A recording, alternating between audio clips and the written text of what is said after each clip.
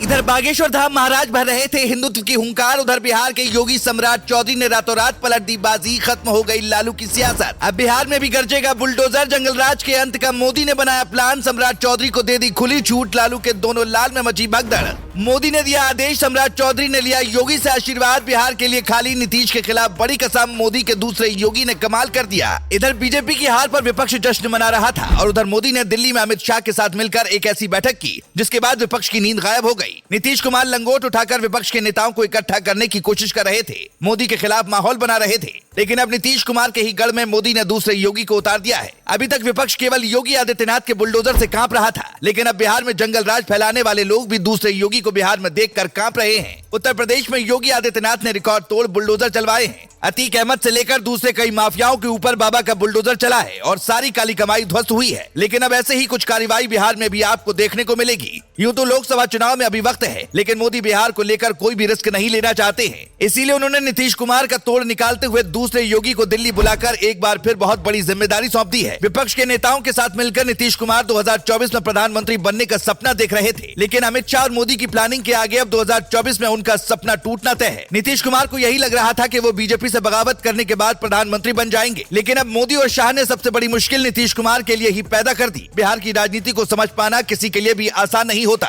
लेकिन अमित शाह को बिहार की हवा किस तरह बह सकती है ये बात बहुत अच्छे से पता है। इसीलिए योगी की ही तरह तेज तर्रार एक छोटे कार्यकर्ता टाइप नेता को बीजेपी ने बड़ा बनाकर बिहार की जिम्मेदारी सौंपने का फैसला लिया। हम सम्राट चौधरी को ऐसे ही नहीं दूसरा योगी कह रहे हैं। दरअसल इनका भी अंदाज एकदम भगवा रंग वाला है। भगवा कपड़ा पहनना इन्हें बेहद पसंद है और योगी की ही तरह हिंदुत्व को लेकर जबरदस्त बयान देते हैं। अब तक बिहार में इनको जितनी भी जिम्मेदारियां मिली, इन्होंने इसे सबसे पहले पूरा करके दिखाया। आम जनता के लिए सड़क पर उतरने वाले नेताओं में इनकी गिनती होती है। यही वजह है कि नीतीश कुमार की सियासी जमीन खिसकती नजर आ रही है। कर्नाटक में भले ही भारतीय जनता पार्टी को हार का सामना करना पड़ा है, लेकिन इससे अगर किसी को सबसे तगड़ा झटका लगा है तो वो है नीतीश कुमार, क्योंकि नीतीश को यही लग रहा था कि अब विपक्ष खत्म हो गया है और वो विपक्ष की अगुवाई करते हुए नंबर बना सकते हैं, मोदी के सामने सबसे बड़े नेता के तौर पर खड़े हो सकते हैं। लेकिन 2024 के चुनाव से ठीक पहले कर्नाटक में जिस तरह से कांग्रेस मजबूत हो रहा होगा, क्योंकि अब उन्हें ये बात बहुत अच्छे से पता है कि कर्नाटक में जीत के बाद कांग्रेस उन्हें भाव नहीं देगी और ये किसी बड़े सदमे से कम नहीं है। एक बात कही जाती है कि जिसको दिल्ली की गद्दी पर बैठना है उसको बिहार और उत्तर प्रदेश के रास्ते ही निकलना होगा, जिसका मतलब होता है कि जिसके पास बिहार और उत्तर प्रदेश होता है वो दिल्ली का बादशाह बनता है। उत्तर प्रदेश में योगी आदित्यनाथ ने किस तरह से झंडे गाड़े हैं और निकाय चुनाव में कितनी बड़ी जीत भारतीय जनता पार्टी को मिली है, ये सबने देखा। रही बात बिहार की, तो बिहार में भी मोदी ने अपने जिस दूसरे योगी को मैदान में उतारा है वो विपक्ष पर अकेले भारी पड़ सकता है। हालांकि अब देखने वाली बात होगी कि 2024 के चुनाव में कैसे सम्राट चौधरी बीजेपी को इतनी बड़ी जीत दिलाने में कामयाब हो पाते हैं, क्योंकि इसी के आधार पर उनके आगे के मुख्यमंत्री बनने का रास्ता भी खुलेगा। आपको क्या लगता है, क्या सम्राट चौधरी कभी बिहार के मुख्यमंत्री बन पाएंगे? कमेंट में अपनी राय जरूर बताएं। Bureau report.